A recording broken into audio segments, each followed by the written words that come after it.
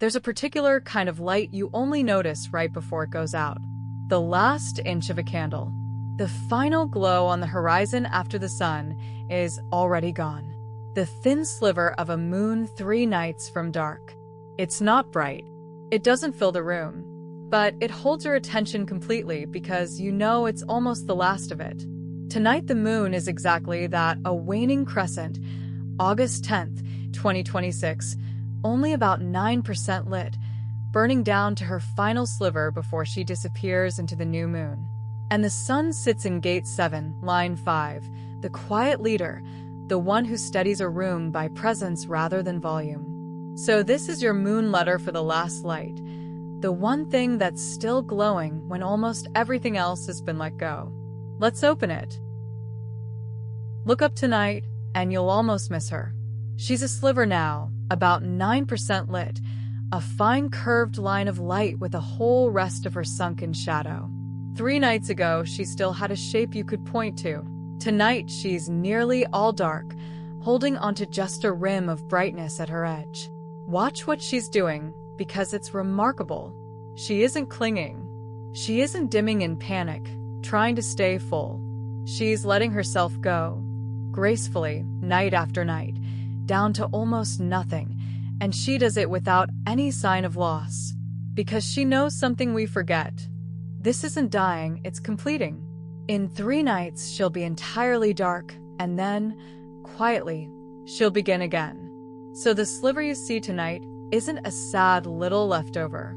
It's the last honest light of a whole cycle, and it's showing you how to reach the end of something with grace, lit right up until the moment it's time to go dark.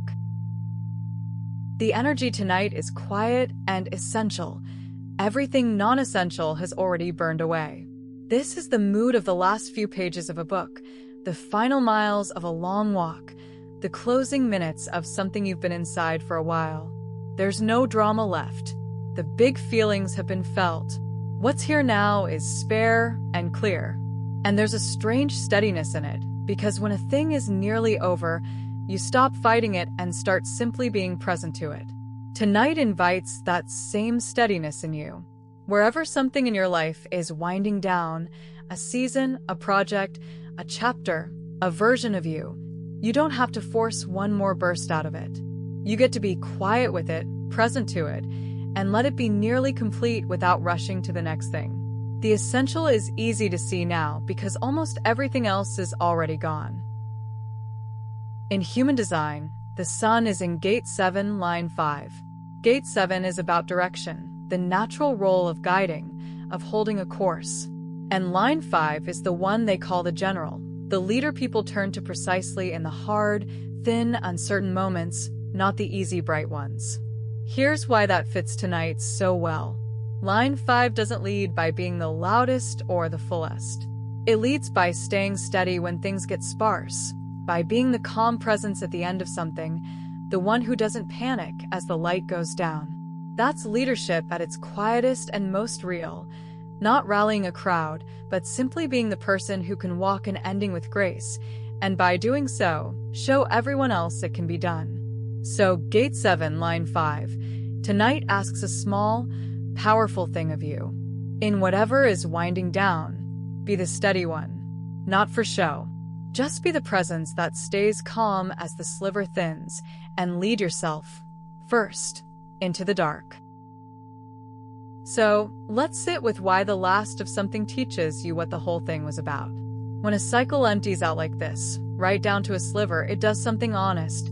It strips away everything borrowed and leaves only what was truly yours. Think about the end of anything real. A friendship winding down, a job you're leaving, a chapter closing. In the middle, everything felt important. But at the very end, most of it quietly falls away, and you're left holding just 1 or 2 things you genuinely can't drop. Those are the ones that mattered. That's the first truth. What survives the emptying was never negotiable. It stayed because it's essential to you, not because it was convenient. The second is gentler.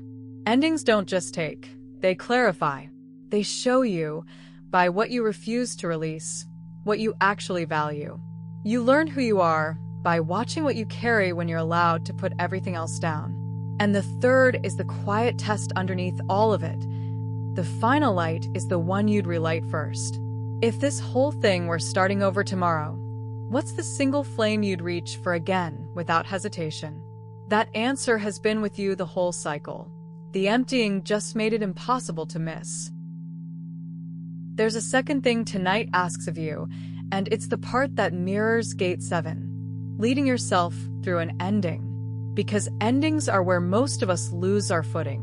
We rush them or dread them or try to skip straight to the next beginning so we don't have to feel the dark.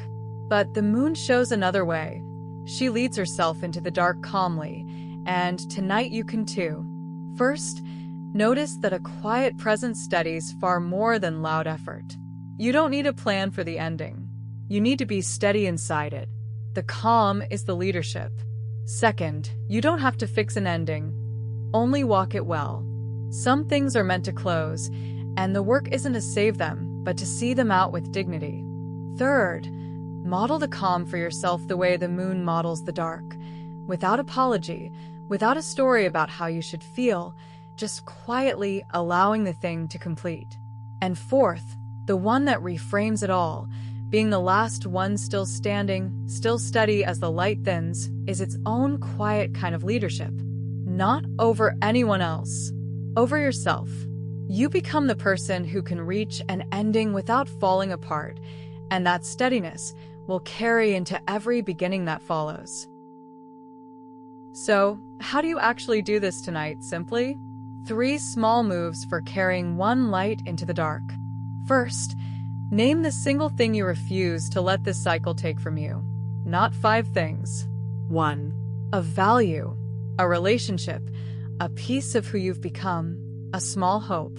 Say it plainly to yourself. This I keep. Naming it makes it portable, something you can carry across the dark of the new moon and into whatever begins next. Second, let the rest go without a fight. Everything that's falling away as this cycle empties, the tiredness, the half-finished worry, the version of a plan that didn't work, let it go quietly, the way the moon lets her own light return to shadow. It wasn't yours to keep, and holding on won't relight it. And third, protect the small flame, because a small flame is enough. You don't need to walk into the new cycle carrying a bonfire. One clear light, one thing you're sure of, is plenty to start again from. Soak up that one flame, let everything else darken around it, and trust that what you're carrying is exactly enough. The dark isn't the end of your light. It's just the place where you find out how little you actually need to begin again. Here is your ritual for the last light, small, like the sliver itself. When the evening settles, step outside and find her, the thin waning crescent, only about 9% lit, nearly gone, 3 nights from dark. Don't ask her to be more than she is. Just let her be small with you. Proof that the last light of something can be quiet and still be enough. Then, standing there, name one light you're carrying past this ending. One thing you refuse to let the emptying take. A truth about yourself, a person, a hope, a lesson hard won. Say it silently and feel it settle in your chest like a flame you're cupping with both hands. Next, let one heavy thing go. Choose something you've been dragging toward the end of this cycle. A worry, a grudge, a tiredness that isn't yours anymore, and release it quietly without explaining it to anyone, the way the moon releases her light without a word. And then just stand for a moment in the near dark, holding your one small flame, and let yourself feel how portable it is, how you could carry it anywhere, even into the blank dark of the new moon that's coming. Walk back inside, carrying only that. It's enough. It was always going to be enough. So, let this be the letter you keep from tonight. When almost everything has emptied out, what remains is what was always essential. The moon burns down to a sliver without panic because she knows the dark isn't loss, it's completion, and completion is how she gets to begin again. You're near the end of a cycle too, and the emptying is doing you a quiet favor. It's showing you, by what refuses to fall away, exactly what mattered all along. So don't grieve the light that's going. Notice the one light that stays. Name it. Carry it. Let everything else return to shadow without a fight, and lead yourself calmly toward the dark, steady as the last honest sliver in the sky. Because in 3 nights the moon goes fully dark, and then, quietly, everything starts again. You'll want to know what you're carrying when it does. Thank you for finding the last light tonight, and for being steady with an ending instead of rushing past it. A new letter from the sky arrives every single day, and in just 3 nights the moon empties all the way to dark. The new moon, a blank page, a place to begin again from whatever small flame you've chosen to carry. Until then, keep the one light that's yours, let the rest go gently, and walk softly toward the quiet.